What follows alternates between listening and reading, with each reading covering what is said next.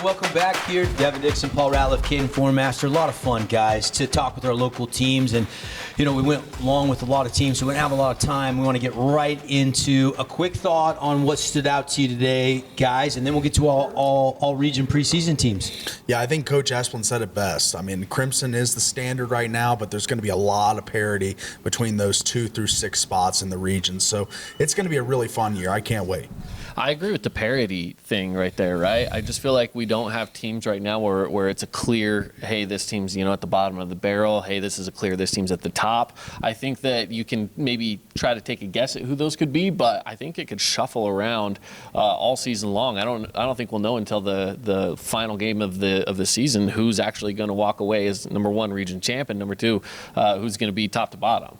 Yeah, you look at scheduling. You could have a team 4-0 after the preseason, and you could have Crimson maybe 2-2 or 1-3. I mean, you look at who they're playing, and you can kind of be misleading. I mean, this is not going to be settled till we play all the region games, and it's going to be a heck of a lot of fun. All right, so we had all the coaches and all the media members vote. Let's get right to it, and drum roll. And Caden, tell us who was on every single ballot. Who is this year's preseason MVP of Region 9 football? So, we'll start there. MVP is going to be Brock Harris, which I don't think a lot of people who are following Region 9 football would disagree with that. He's a 5-star recruit that we just don't see a lot of those in the state of Utah, let alone here in Region 9. So you'd have to go back to Panay Sewell to have kind of the type of fanfare recruiting, stars by his name. He was the last big thing to come out of the region. And now look at him as one of the top 5 linemen in the NFL. Yeah. So, I mean,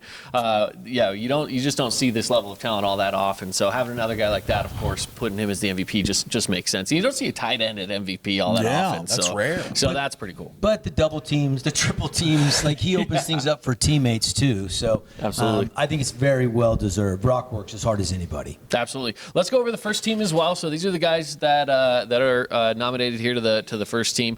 Starting off, you have Austin McRoberts, who we heard from today. You got Nye Cummings as well, Bo Meredith, Levi Shaw, Bristol Woods, Jackson Holt, Major Stokes, Van Daly, Dylan Gabriel, Tano Anzalone, and Kale Esplin. That's going to be your first team here for Region 9 football. I don't have any problems with any of those guys. I think they're all guys that have in most cases have. Even Major Stokes was a freshman last year, played meaningful reps at defensive end all season long. And he's just going to get much better. Yeah, with he time, had production too. I think he had 4 sacks, 4 sacks. So just a young pup. Yeah. Good to see him make that list. I mean, he's going to be the next star in Region 9 football, and still just a sophomore starting his sophomore season. Yeah. Let's go over the rankings as well. So we've got our 6 teams in region. This is how the preseason rankings are shaping out to be. We have the number 1 team, Crimson Cliffs, as mentioned by Coach Esplin, that he felt like they were the team that should be there, and sure enough, they are here in the preseason rankings. They're followed by Pineview at the number 2 spot, Hurricane sitting at number 3, which is the highest they've been in years in our preseason rankings. Followed by, of course, my computer goes dead here for a second. We got Desert Hills in the 4 spot, Dixie at 5, and Snow Canyon at 6. Yeah, I'm not surprised 1 through 3. Been hearing a lot about the summer Hurricane had. You can tell that the buy-in is there for Jerry Cowan. I think that's deserved. Pineview with the offense and what they've got coming back. Starters, So no surprise there.